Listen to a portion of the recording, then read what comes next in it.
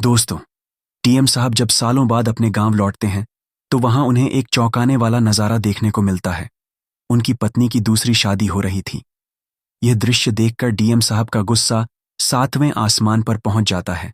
लेकिन सवाल यह उठता है कि आखिर उनकी पत्नी ने दूसरी शादी का फैसला क्यों किया, और वह शख्स कौन था जो डीएम साहब की पत्नी से शादी कर रहा था। आइए जानते हैं पूरी कहानी की सच्चाई इस वीडियो में। लेकिन वीडियो में आगे बढ़ने से पहले आप सभी से रिक्वेस्ट है कि आप वीडियो को एक लाइक कर दीजिए और हमारे चैनल को। दोस्तों, डीएम साहब जब सालों बाद अपने गांव लौटते हैं तो वहां उन्हें एक चौंकाने वाला नजारा देखने को मिलता है। उनकी पत्नी की दूसरी शादी हो रही थी। यह दृश्य देखकर डीएम साहब का गुस्सा 7वें आसमान पर पहुंच जाता है। लेकिन सवाल यह उठता है कि आखिर उनकी पत्नी ने दूसरी शादी का फैसला क्यों किया, और वह शख्स कौन था जो डीएम साहब की पत्नी से शादी कर रहा था। आइए जानते हैं पूरी कहानी की सच्चाई इस वीडियो में। लेकिन वीडियो में आगे बढ़ने से पहले आप सभी से रिक्वेस्ट है कि आप वीडियो को एक लाइक कर दीजिए और हमारे चैनल को सब्सक्राइब कर लीजिए। दोस्तों, शहर के जाने माने कलेक्टर साहब अतुल अपने ईमानदारी और न्याय वीरता के लिए मशहूर थे। लेकिन उनकी व्यस्त जिंदगी में खालीपन का एक दर्द भी था जो उनके दिल में सालों से दफन था। वह दर्द यह था कि उनकी पत्नी काव्या उनसे बिछड़ गई थी। काव्या कॉलेज के दिनों की उनकी पहली और आखिरी मोहब्बत थी। शादी के कुछ ही साल बाद अतुल को नौकरी के कारण अलग अलग जिलों में जाना पड़ा। लंबे समय तक दूरियां बढ़ी, जिससे मनमुटाव बढ़ता गया। और एक दिन अचानक काव्या ने चिट्ठी में लिखकर कहा, अतुल, मैं अब और इंतजार नहीं कर सकती। मैं अपनी इस जिंदगी में आगे बढ़ना चाहती हूं। उसके बाद काव्या की कोई खबर नहीं आई। अतुल ने बहुत कोशिश की, लेकिन काव्या कहाँ चली गई, यह बात कोई नहीं जानता था।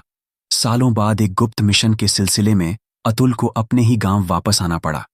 वह गांव जहां उनकी और काव्या की पहली मुलाकात हुई थी। लेकिन इस बार वह कलेक्टर साहब नहीं, बल्कि एक साधारण जोगी के भेष में गांव पहुंचे थे। उनका मिशन अपराधी गिरोहों को पकड़ना था, लेकिन उनका दिल एक और अलग सच्चाई के करीब आ रहा था। क्या काव्या अब भी यहीं है? गांव पहुंचते ही उन्होंने देखा कि किसी बड़े शादी समारोह की तैयारियां चल रही हैं। उत्सुकता के कारण वह वहां पहुंच गए। शहनाई की आवाजें, सजावट और भीड़ में हर चेहरा खुशी से झलक रहा था। तभी उनकी नजर मंडप पर पड़ी, जिसे देख उनके पैर वहीं जम गए। मंडप में दुल्हन बनी काव्या बैठी हुई थी। लाल जोड़े में वह उतनी ही खूबसूरत लग रही थी जितनी सालों पहले उनकी शादी के दिन लग रही थी। लेकिन उनके चेहरे पर एक हल्की उदासी भी थी, जिसे शायद वहां कोई और नहीं देख पा रहा था काव्या किसी और के साथ फेरे लेने जा रही थी। अतुल का दिल एक पल के लिए टूटकर बिखर गया। उनकी आंखों में आंसू उमड़ आए, लेकिन उन्होंने खुद को संभाला। उनके मन में कई सवाल थे। क्या काव्या ने सच में आगे बढ़ने का फैसला कर लिया था? क्या वह अब भी उनसे प्यार करती थी, या फिर इस शादी के पीछे कोई और सच्चाई छुपी हुई है? अतुल ने जोगी के भेष में मंडप के पास पहुंचकर एक कोने में बैठने का फैसला किया। वह वहां हर चीज पर नजर रखना चाहते थे। शादी के मंत्रों के बीच काव्या की आंखें एक पल के लिए भी नीचे नहीं झुकी। उनकी निगाहें मानो जैसे किसी को ढूंढ रही थीं। तभी अचानक बिजली चमकी और बारिश होने लगी। पंडित जी ने कार्यक्रम को रोकने का संकेत दिया। इस छोटे से विराम ने अतुल को मौका दे दिया। वह चुपचाप काव्या के पास गए और धीमी आवाज में कहा, काव्या, यह मैं तुम्हारा अतुल हूं। काव्या का चेहरा सफेद पड़ गया। उनकी आंखों में आंसू बहने लगे, लेकिन उन्होंने कुछ नहीं कहा। बस अपनी उंगली में पहने अंगूठी को हल्के से छू लिया, जो उनकी शादी की निशानी थी। अतुल ने महसूस किया कि काव्या के भीतर एक तूफान चल रहा है। लेकिन तभी मंडप के दूसरी तरफ खड़ा दूल्हा, जो अभी तक शांत था, अचानक खड़ा हो गया। उसकी आंखों में एक अलग सा तेज था, जैसे कि वह सब कुछ जानता हो। शादी के बीच बारिश ने पूरे माहौल को बदल दिया। कुछ देर बाद बारिश थम गई तो लोग इधर उधर भागने लगे, मगर अतुल वहीं खड़े रहे। काव्या की आंखों में देख रहे थे। उनकी आंखों में दर्द था, और सवाल भी वह चाहकर भी कुछ नहीं कह पा रही थी। दूल्हा धीरे धीरे उनके पास आया। उसकी चाल में आत्मविश्वास था, लेकिन चेहरे पर गंभीरता। उसने अतुल को देखा और बिना किसी परिचय के सीधा काव्या से पूछा, क्या तुम इस व्यक्ति को जानती हो? काव्या ने कुछ पल खामोश रहकर अतुल की तरफ देखा। फिर उसने हल्का सा सिर हिला दिया। हाँ, यह वही है जिसका मैं इंतजार करती रही। यह सुनकर अतुल के भीतर हलचल मच गई। अगर काव्या ने इंतजार किया था तो फिर वह इस शादी के मंडप में क्यों थी? अतुल ने गहरी सांस ली और संयम से पूछा, काव्या, अगर तुमने मेरा इंतजार किया तो आज यहां क्यों हो? मुझे सब सच बताओ। लेकिन काव्या ने जवाब देने के बजाय अपनी आंखें झुका लीं, जैसे कि वह कुछ कह नहीं पा रही थी या शायद उसे रोकने वाली कोई ताकत थी। इतने में ही दूल्हा बोल पड़ा, आप कौन हैं और यहां आकर क्यों मेरी दुल्हन को परेशान कर रहे हो? उसकी आवाज में तंज था, लेकिन गुस्सा भी। अतुल ने गहरी नजरों से उस आदमी को देखा। कुछ अजीब सा था उसमें। वह सादे कपड़ों में था, लेकिन उसकी आंखों में चालाकी झलक रही थी। उसने खुद को गांव का एक साधारण किसान बताया, लेकिन अतुल को कुछ सही नहीं लग रहा था। उसी समय गांव का एक बुजुर्ग व्यक्ति वहां उनके बीच आ पहुंचा और दोनों को देखकर ठिठक गया। उसने काव्या को देखते हुए कहा, बेटी, यह सब क्या है? क्या तुमने उसे अपनी सच्चाई नहीं बताई? अतुल ने बुजुर्ग व्यक्ति की तरफ देखा तो उसने कहा, तुम्हें सब सच जानना चाहिए। तभी काव्या बोलती हैं, यह सच तुम्हें और मुझे तोड़ देगा। काव्या ने टूट हुए लहजे में बताया कि जब वह अतुल से अलग हुई थी तो वह उस समय एक बड़ी मुश्किल में थी। उनकी मां बीमार थी और इलाज के लिए पैसे नहीं थे। वह कई जगह मदद मांगने के लिए गई, लेकिन किसी ने उनकी मदद नहीं सुनी। एक दिन गांव के एक ताकतवर आदमी ने उनकी मदद की और एक शर्त रखी, मैं तुम्हें और तुम्हारे परिवार को बचा लूंगा, लेकिन तुम्हें मेरी बात माननी होगी। वह आदमी कोई और नहीं बल्कि वह दूल्हा ही था। उसने काव्या को मजबूर किया कि वह उसकी झूठी पत्नी बनने का नाटक करे, और अब वह शादी करना चाहता था ताकि काव्या हमेशा उसकी कैद में रहे। यह बात सुनकर अतुल का खून खौलने लगा। वह उस आदमी को वहीं पकड़ने के लिए तैयार था, लेकिन उसने खुद को शांत रखा। उसने महसूस किया कि यह मामला बहुत ज्यादा उलझा हुआ है। इसी बीच गांव के और भी लोग मंडप के पास जमा होने लगे। कई लोगों की निगाहें अतुल पर थीं। जोगी के भेष में होने के बावजूद कुछ लोग उनकी असल पहचान जान चुके थे, लेकिन यह बात धीरे धीरे फैल रही थी। दूल्हे के आदमी जो अब तक शादी की तैयारियों में लगे हुए थे, अचानक चौकन्ने हो गए। अतुल को महसूस हुआ कि यहां सिर्फ भावनाओं का नहीं बल्कि जान का भी खतरा था। उन्होंने काव्या का हाथ थामा और धीरे से कहा, मुझे सब बताओ, मैं तुम्हें यहां से बचाकर ले जाऊंगा। यह आदमी तुम्हारे साथ जबरदस्ती कर रहा है, मैं ऐसा नहीं होने दूंगा। तभी दूल्हे ने ताली बजाई तो उसके आदमी तुरंत इकट्ठा हो गए। उसने हंसते हुए कहा, यहां से कोई भी नहीं जा सकता, खास तौर पर आप दोनों, क्योंकि अब मैं जानता हूं कि आप वही कलेक्टर साहब हैं। अतुल का भेष सबके सामने खुल चुका था। अब वह एक साधारण जोगी नहीं बल्कि सरकारी अधिकारी के रूप में होने के बावजूद भी खतरे में थे।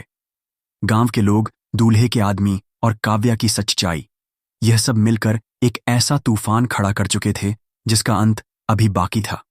बारिश अब रुक चुकी थी, लेकिन आसमान में काले बादल अभी भी मंडरा रहे थे, जैसे वह भी इस कहानी का कोई हिस्सा हो। मंडप के चारों ओर जमा लोग आपस में फुसफुसाने लगे। दुल्हा चालाक मुस्कान के साथ खड़ा हुआ था और अतुल, जो अब जोगी के भेष में अपनी असल पहचान छुपाने की कोशिश कर रहे थे। गहरी सांस लेते हुए वह काव्या को देख रहे थे। दूल्हा अपनी जगह से आगे बढ़ा और चारों तरफ घूमते हुए कहने लगा, यहां जो हो रहा है वह सबके सामने होगा। आखिर मेरी शादी है, लेकिन पहले यह जोगी साहब बताएंगे कि यह यहां क्यों आए हैं। अतुल ने उसकी चालाकी को भांप लिया। वह जानते थे कि दूल्हा उन्हें उकसाने की कोशिश कर रहा है। उन्होंने शांत लहजे में कहा, मैं एक साधारण जोगी हूं, बरसों से योग के लिए गांव गांव घूमता हूं, लेकिन आज यहां आने पर मुझे महसूस हुआ कि इस मंडप में सिर्फ शादी नहीं हो रही, कुछ और भी चल रहा है। दूल्हा हंस पड़ा। उसकी हंसी में व्यंग्य था।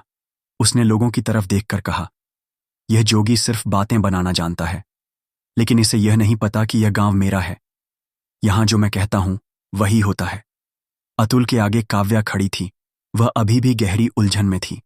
वह समझ नहीं पा रही थी कि क्या करें। उनकी आंखों में छुपा डर और दर्द अतुल साफ देख सकते थे। अतुल ने धीरे से पूछा, काव्या, सच बताओ, क्या तुम इस आदमी से शादी करना चाहती हो? काव्या का चेहरा और भी सफेद पड़ गया। उसने कांपते हुए कहा, यह मेरा फैसला नहीं है, मेरे पास कोई और रास्ता नहीं था। अतुल का दिल टूटकर बिखरने लगा। लेकिन वह जानते थे कि यहां भावनाओं से काम नहीं चलेगा। उन्हें उस दूल्हे का असली चेहरा सबके सामने लाना होगा। अतुल ने अपनी जेब से एक छोटा सा रिकॉर्डर निकाला, जिसे उन्होंने चुपके से मंडप के पास रख दिया था। उन्होंने उसे चालू किया और उसमें दूल्हे की आवाज गूंजी। शादी के बाद काव्या का परिवार मेरे हाथ में होगा। उसके पास लौटने का कोई रास्ता नहीं बचेगा। मैं उसकी मां का इलाज सिर्फ एक दिखावा कर रहा हूं। मंडप में सन्नाटा छा गया। लोग एक दूसरे का मुंह देखने लगे। दूल्हे का चेहरा लाल पड़ गया। उसने गुस्से में कहा, यह झूठ है। यह जोगी सबको भड़काने आया है। लेकिन इससे पहले कि वह कुछ और कह पाता, गांव का ही एक बुजुर्ग व्यक्ति, जिसने पहले भी रोका था, आगे बढ़ा। उसने दूल्हे की ओर उंगली उठाई और कहा, तूने बहुत अन्याय किया है। इस गांव में कई परिवार तेरी वजह से बर्बाद हुए हैं। अब समय आ गया है कि तेरा सच सबके सामने आए। दूल्हा अपने आदमियों की ओर मुड़ा और चिल्लाया, इस जोगी को और इस बूढ़े को यहां से खींचकर बाहर फेंक दो, और हां, काव्या को भी ले जाओ। अब यह शादी यहीं खत्म होगी। अतुल ने समय की गंभीरता को समझते हुए अपनी पहचान उजागर करने का फैसला किया। उन्होंने अपनी आवाज में अधिकार लाते हुए कहा, कोई भी हाथ उठाने से पहले यह जान ले कि मैं कौन हूं। मैं इस जिले का कलेक्टर हूं। यह गांव तुम्हारी कोई जागीर नहीं है। गांव के लोगों के बीच हलचल मच गई। दूल्हा और उसके आदमी एक पल के लिए ठिठक गए, लेकिन दूल्हा जानता था कि अगर वह अब भी झुकेगा तो सब कुछ खो देगा। उसने अपने आदमियों को इशारा किया। अतुल ने तेजी से काव्या का हाथ पकड़ा और उसे मंडप से बाहर खींचने की कोशिश की, लेकिन दूल्हे के आदमी उनका रास्ता रोकने लगे। गांव के लोग, जो अब तक चुप थे, धीरे धीरे अतुल का साथ देने के लिए आगे बढ़ने लगे। तभी दूल्हे ने अपनी जेब से एक बंदूक निकाली और चिल्लाया, कोई भी आगे बढ़ा तो इसका अंजाम बहुत बुरा होगा। अतुल काव्या को पीछे करते हुए दूल्हे की आंखों में देख रहे थे। वह जानते थे कि अब यह लड़ाई सिर्फ एक गहरी करती है। तुम्हारे हर यह आदमी इतनी आसानी से हार मानने वालों में से नहीं है। अतुल ने काव्या के कंधे पर हाथ रखते हुए कहा, तुम्हें अब डरने की कोई जरूरत नहीं है। मैं तुम्हारे साथ हूं, और यह सिर्फ तुम्हारी लड़ाई नहीं है। यह उन सबकी लड़ाई है जिन्होंने इसका अत्याचार सहा है। उसी समय अतुल का गुप्त संदेश पुलिस तक पहुंच चुका था। कुछ ही देर में पुलिस की गाड़ियां गांव में दाखिल हुईं। दूल्हे और उसके आदमियों को हथकड़ियां पहनाई गईं, लेकिन दूल्हा जाते जाते अतुल और काव्या को घूरते हुए बोला, यह कहानी अभी खत्म नहीं हुई है। मैं लौटूंगा, और तब सबको इसकी कीमत चुकानी पड़ेगी। पुलिस की गाड़ियां चली गईं। गांव के लोग धीरे धीरे मंडप के पास जमा हुए। काव्या और अतुल को घेर लिया। कुछ ने सवाल किया, यह क्या हो गया? क्या यह गांव सच में सुरक्षित रहेगा? अतुल ने उनकी ओर देखा। उनके पास कोई निश्चित जवाब नहीं था, लेकिन उनके दिल में यह यकीन जरूर था कि लड़ाई अभी पूरी तरह से खत्म नहीं हुई है। काव्या अब उनके साथ थी, लेकिन क्या उनका भविष्य सुरक्षित होगा? क्या दूल्हे की धमकी गुस्से में कही गई बात थी, या इसके पीछे कोई गहरी साजिश थी? पुलिस की गाड़ियां गांव से दूल्हे और उसके आदमियों को लेकर जा चुकी थीं। गांव में पहली बार सुकून महसूस किया जा रहा था, लेकिन हर किसी के मन में दूल्हे की अंतिम धमकी गूंज रही थी। यह कहानी अब भी खत्म नहीं हुई है। अतुल ने काव्या की ओर देखा, जो अभी भी डरी हुई थी। गांव के बुजुर्ग उनके पास आए और बोले, साहब, हमने बहुत सहा है, लेकिन यह डर कब तक रहेगा? क्या हमें सच में इंसाफ मिलेगा? अतुल ने गहरी सांस ली और आत्मविश्वास से कहा, इंसाफ मिलेगा, जरूर मिलेगा, लेकिन इसके लिए हमें एकजुट होकर लड़ना होगा। यह लड़ाई सिर्फ मेरी या काव्या की नहीं है, यह पूरे गांव की लड़ाई है। जब तक आप सब अपने अधिकारों के लिए खड़े नहीं होंगे, ऐसे लोग आप पर राज करते रहेंगे। अगले कुछ दिनों में अतुल ने अपने पद का इस्तेमाल करते हुए दूल्हे के खिलाफ सख्त कार्रवाई शुरू की। पुलिस ने उसके खिलाफ कई पुराने मामलों को खंगाला। पता चला कि वह न केवल गांव में अवैध रूप से जमीन हथियाने में शामिल था, बल्कि कई महिलाओं को ब्लैकमेल करके उनकी जिंदगी बर्बाद कर चुका था। अतुल ने सुनिश्चित किया कि दूल्हे पर ऐसे सबूत जुटाए जाएं जो अदालत में टिक सके। अंततः अदालत में उस पर एक के बाद एक बड़े केस दर्ज हुए और उसे उम्र कैद की सजा सुनाई गई। दूल्हे की गिरफ्तारी के बाद गांव में धीरे धीरे सब कुछ सामान्य होने लगा। काव्या अब अतुल के साथ थी। उन्होंने अपनी जिंदगी को एक नई शुरुआत देने का फैसला किया।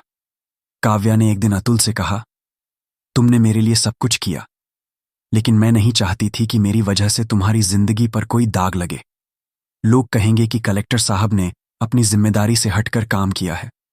अतुल मुस्कुराए और बोले, जिम्मेदारी केवल कानून की नहीं होती, दिल की भी होती है। मैं सिर्फ कलेक्टर नहीं, एक इंसान भी हूं, और इंसानियत का कर्तव्य निभाने में कोई दाग नहीं लगता। गांव के लोग जो पहले दूल्हे के डर से चुप थे, अब अतुल और काव्या को एक नई उम्मीद की तरह देखने लगे थे। उन्होंने अपने हक के लिए लड़ना शुरू किया। अतुल और काव्या ने साबित किया कि सच्चाई और न्याय की लड़ाई कभी व्यर्थ नहीं जाती। उनका प्यार जो इतने समय बिछड़ा हुआ था, अब एक नई रोशनी के साथ फिर से जुड़ गया था। लेकिन इस कहानी का असली अंत सिर्फ उनके मिलन से नहीं था, बल्कि उस गांव के बदलाव से था जिसने अत्याचार के खिलाफ खड़े होकर आजादी की नई परिभाषा लिखी। कहानी एक संदेश देती है कि चाहे हालात कितने ही मुश्किल क्यों ना हो, अगर इंसान सच्चाई और सच के साथ खड़ा हो तो कोई भी ताकत उसे झुका नहीं सकती। तो दोस्तों, ये आज की कहानी आपको कैसी लगी? कमेंट करके अवश्य बताइए। अगर कहानी आपको जरा भी पसंद आई हो तो हमारे चैनल को सब्सक्राइब कर लीजिए और वीडियो को भी एक लाइक कर दीजिए। मिलते हैं फिर से एक नए और इंटरेस्टिंग कहानी के साथ। तब तक के लिए धन्यवाद। जय हिंद, जय भारतल।